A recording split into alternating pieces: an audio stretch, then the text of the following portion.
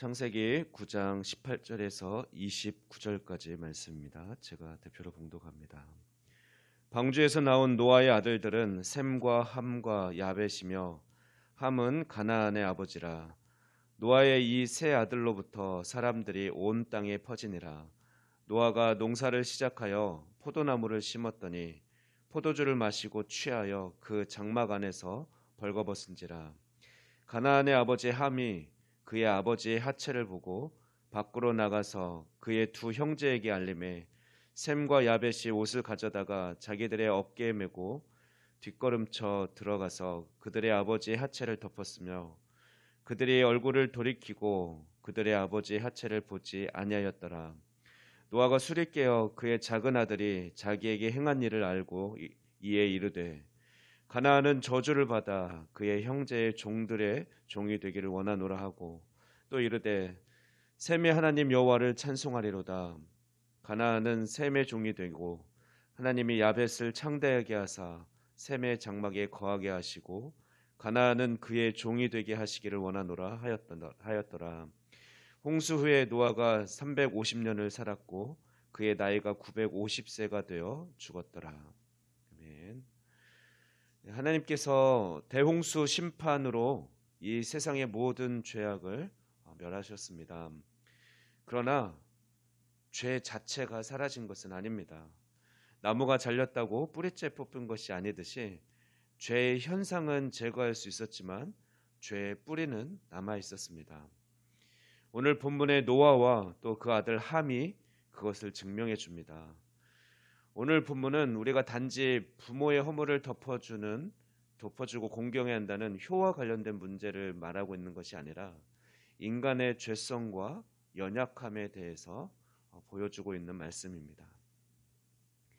18절에서 20절 말씀 보면 노아와 그의 가족은 방주에서 나온 이후에 비교적 평안하게 살았던 것 같습니다.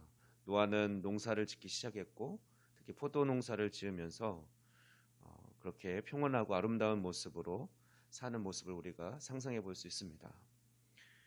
그런데 어느 날 다시 위기가 찾아옵니다. 인간의 죄성은 여전히 존재하고 있었기 때문에 그렇습니다. 본문에서는 노아의 실수와 함의 죄를 근거로 인간의 연약함과 죄성에 대해서 말하고 있습니다. 먼저 노아의 실수에 대해 생각해 보고자 합니다. 21절 말씀 보면 노아가 포도주를 마시고 취하여 그 장막 안에서 벌거벗었다라고 기록하고 있습니다. 이 표현은 짧고 단순하지만 이 사건은 큰 사건이 되고 말았습니다.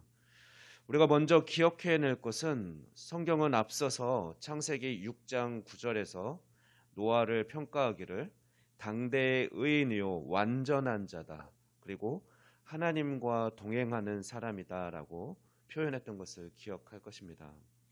그런데 그런 노아가 평가에 걸맞지 않게 대낮에 포도주를 마시고 또 벌거벗고 있는 수치를 당한 것입니다.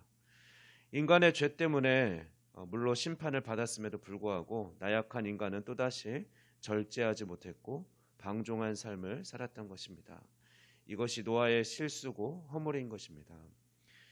우리는 여기서 아무리 어떤 사람이 의롭고 또는 은혜를 입었고 마치 성자처럼 그렇게 살고 있고 그가 존경받는 사람이라 할지라도 사람은 역시 죄인이라는 사실을 깨닫게 됩니다.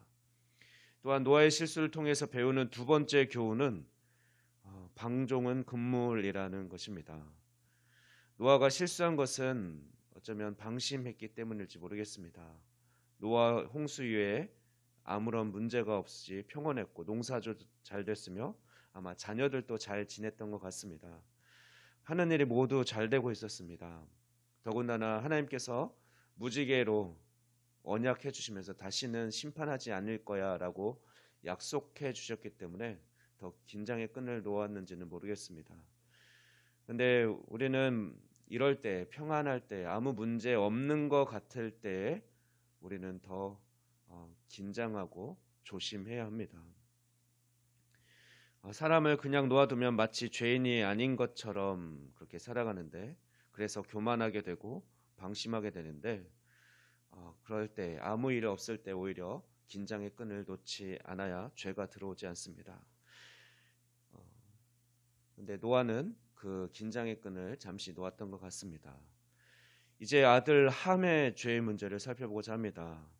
무절제하고 방종한 것은 아버지 노아였습니다. 그런데 결론적으로 저주를 받은 것은 아들 함이었습니다.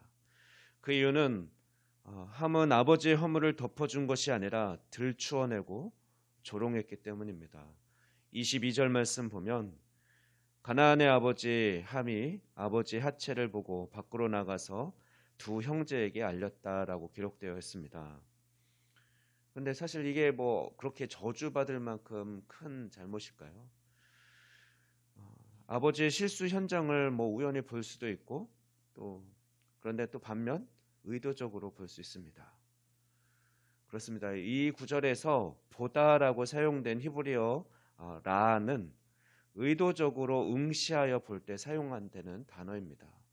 그가 아버지의 허물을 들추어내기 위해서 늘 응시하고 있었고 그걸 포착하고 그것을 들추어내면서 다른 두 형제에게 얘기한 거죠. 야, 아버지가 되게 의인인 것처럼 하더니 봐라. 어떻게 그럴 수 있냐. 문제가 있다. 이런 식으로 들추어낸 것입니다. 이것이 바로 죄입니다. 첫 번째는 남의 허물을 들추어낸 것이 죄고 또 둘째는 하나님께서 권위를 주신 그 아버지를 존중하지 않은 것. 그래서 하나님의 권위에 도전한 그런 결론에 이르렀는데 그것이 바로 죄가 되는 것입니다. 그러나 다른 두 형제의 행동은 함과는 반대로 행동했습니다.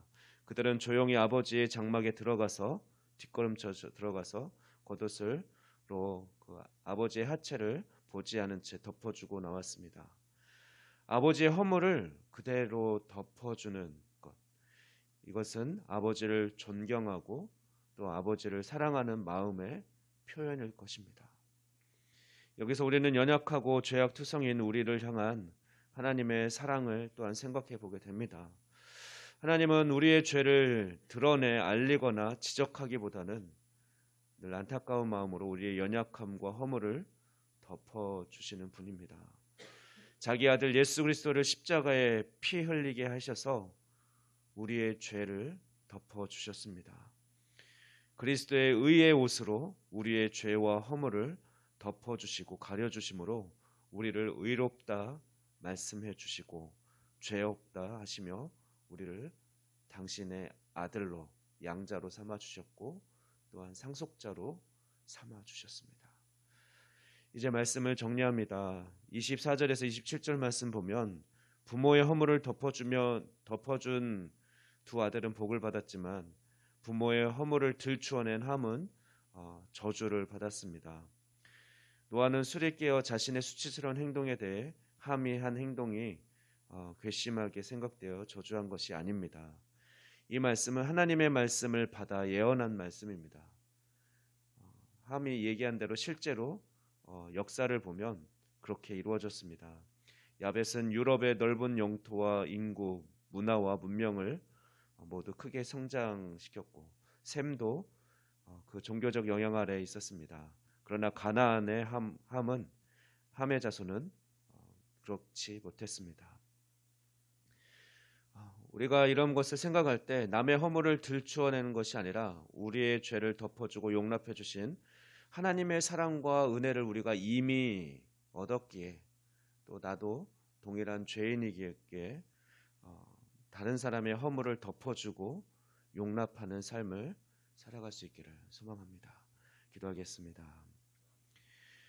우리의 창조주 하나님, 우리를 한없는 은혜와 사랑으로 품어주시고 용서해주신 하나님 감사합니다. 오늘 말씀을 통해 우리 인간의 연약함과 죄성을 생각합니다. 그리고 예수 그리스도의 의의 옷으로 우리의 허물을 덮어주신 그 은혜를 생각하며 또한 감사와 찬송을 올려드립니다.